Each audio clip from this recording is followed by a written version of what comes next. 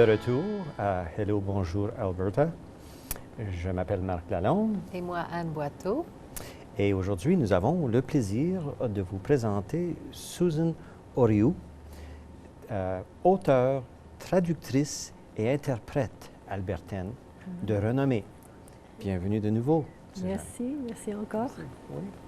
Alors, parlez français comme un Français de France, si vous voulez, sans doute, mais vous venez de l'Alberta, de Calgary. Natif de Calgary. En fait, mes parents habitaient Calgary et mon père a dû travailler à Red Deer pendant 2 mois. Et je suis née à Red Deer et on est revenu à Calgary, mais je suis de Calgary. Ah, Red Deer, alors, je pense que c'est une première. Pour nous, Pour nous, en en tout cas. Oui, justement. Mais vous avez passé du temps ailleurs aussi.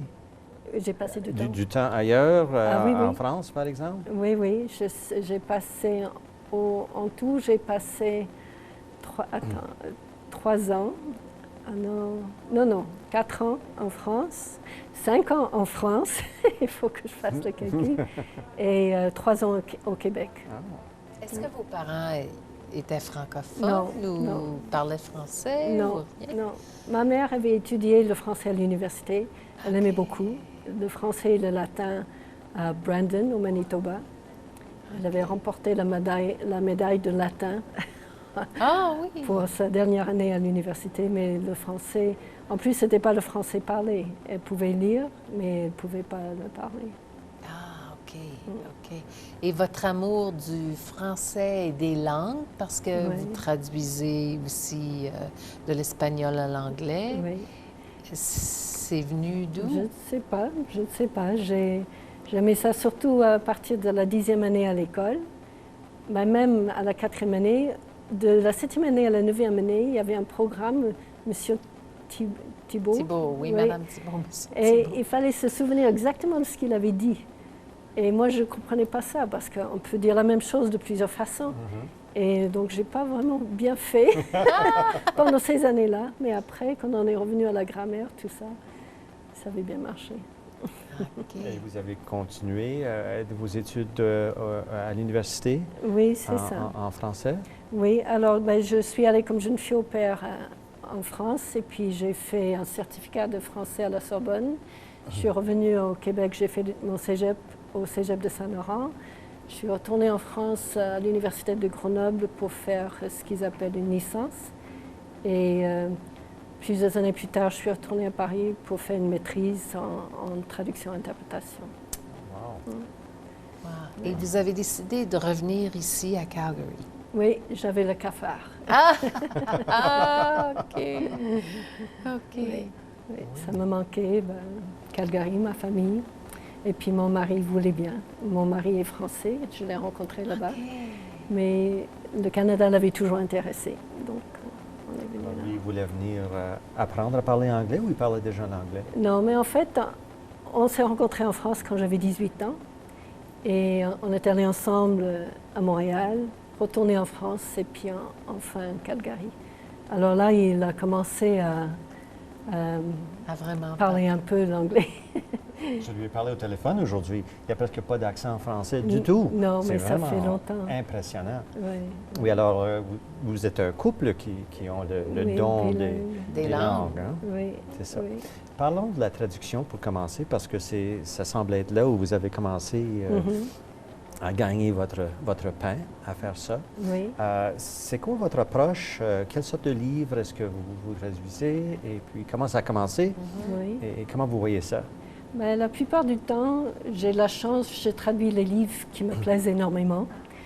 Et maintenant, je suis connue de plusieurs maisons d'édition, alors ils me proposent des livres et j'accepte pas toujours. D'habitude, il faut que j'accroche. Et puis, alors je trouve que vous c'est déjà lisez plus le facile. livre avant, oui. Et puis après ça, vous leur dites oui ou non, ça me tente. Oui. Okay. Alors, je dis peut-être qu'on ne peut pas m'appeler une traductrice professionnelle, puisque un traducteur littéraire professionnel accepte tout et fait tout à merveille. Moi, c'est ce qui me touche vraiment, que je veux faire et que j'aime bien faire.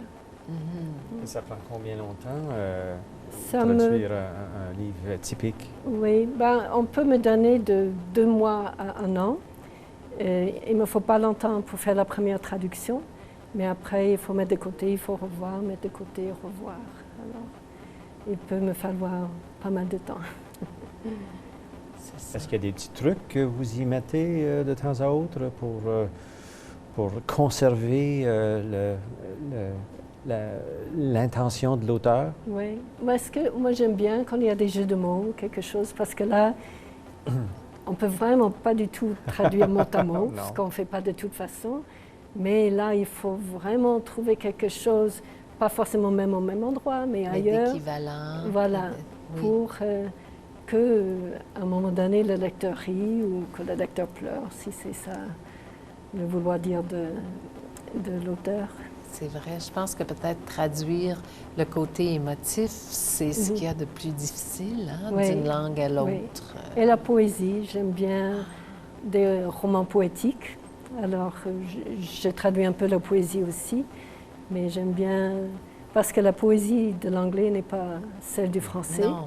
Donc, il faut pouvoir le rendre quand même. Oui. Et vous écrivez aussi?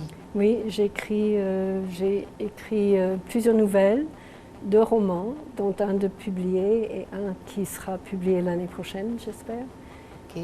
Côté, c'est des romans fiction. Le premier, c'est un roman fiction. Oui. Et le deuxième? Le deuxième, pareil. Alors, le premier, c'est l'histoire d'une jeune femme au Mexique et le deuxième d'un garçon à Calgary, justement au bord du réservoir Glenmore. Et je crois que j'y ai mis beaucoup l'amour que j'ai pour ce paysage dans lequel j'ai grandi et où j'habite encore. Alors, parlons un peu des prix, des médailles, ce genre d'affaires-là.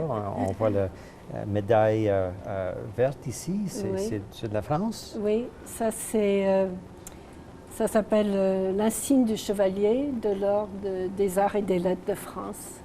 Alors, en 2012, on m'a décerné ça et j'étais très fière. Et je leur ai dit, mais j'ai très peu traduit des Français, c'est surtout des Québécois. Mais ils m'ont dit, non, pour tout le travail que vous faites pour la francophonie, avec la traduction, l'interprétation et alors, ce n'est pas une œuvre en particulier, c'est pour l'ensemble du travail que vous faites. Oui, c'est ça. Oui.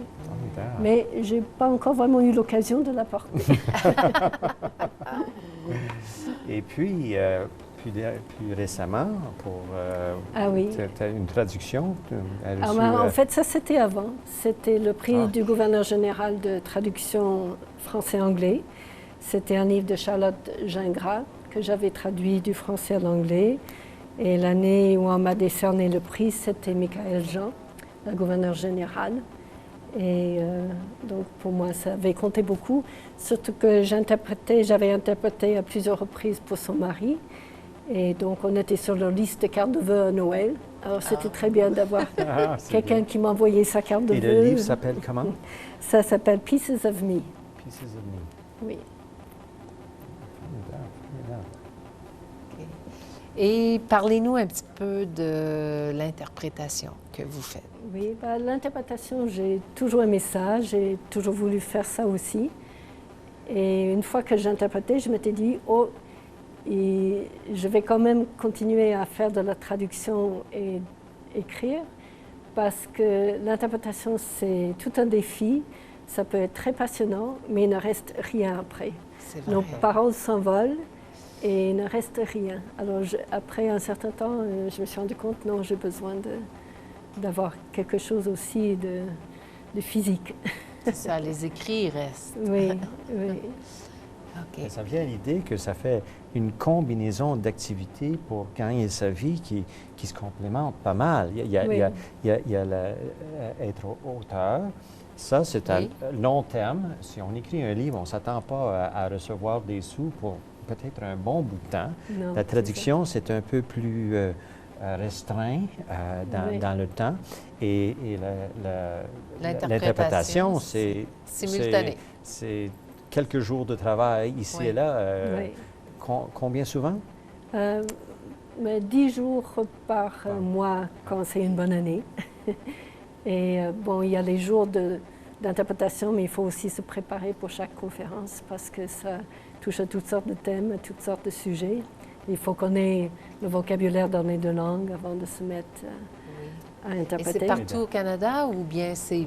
Oui, à l'étranger aussi un peu. OK. Alors, Il faut prendre soin de sa voix, oui. parce qu'on parle pour des demi-heures de temps. Oui, ben on se remplace toutes les demi-heures, justement. OK. Oui. Wow, OK. wow, wow. Et est-ce que il y a des différentes sortes ou contextes d'interprétation? Est-ce qu'il y a quelque chose que tu préfères plus que l'autre? Dans l'interprétation de conférence, il y a la simultanée, que j'aime bien parce que c'est tout un défi. On doit répéter presque tout de suite après l'orateur. Alors, on n'a pas le temps de réfléchir. Oui. Et donc, ça, c'est tout un défi. Mais ce que j'adore, c'est l'interprétation consécutive, que je ne fais que quelques fois chaque année. Et là, on est à côté de la personne. Soit c'est quelqu'un sur scène, on est à côté, il parle pendant un bon moment, on prend quelques notes, mais à notre façon, et puis on le redit dans notre langue. Ou soit, si c'est une toute petite réunion, on est à côté de la personne, quand ils prennent la parole, on répète avec un certain retard. Mais comme je disais, là j'ai l'impression que les gens me voient en tant que personne. Alors qu'il nous est arrivé dans des conférences, les gens ont des écouteurs pour nous écouter. C'est ça. Et à la fin, avant la pause, on va dire couchez vos interprètes sur la table. Parce que pour eux, on est juste les écouteurs dans les oreilles.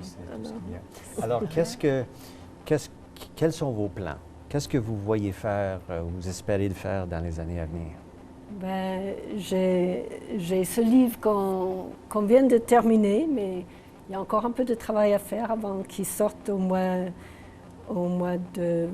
l'automne, je ne sais pas exactement quel mois, et qui est sur les femmes autochtones assassinées et disparues.